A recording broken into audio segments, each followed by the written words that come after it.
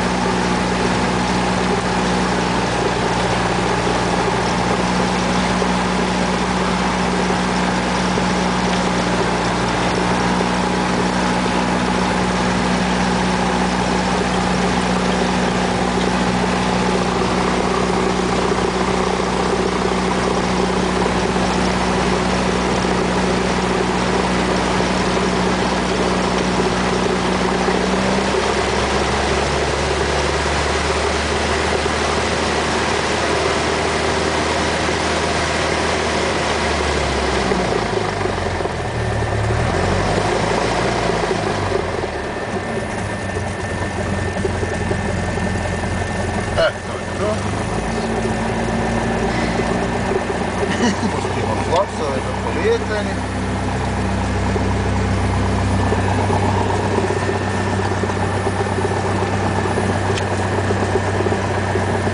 Ti si trebao isključiti telefon.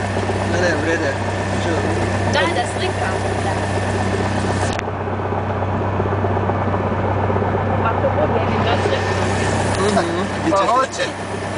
Pa evo kako je ovo do sad bilo, tako će i osada bude. Pa da. Eko 7 sira, pa početno polijetanje.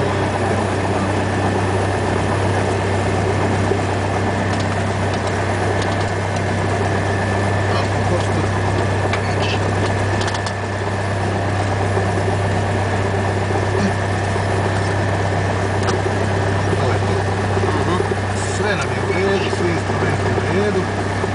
Eto idemo, znači sad dajemo gas i na određenoj brzini ću prvo da podignem nos i za par sekundi avion dobije brzinu i ide.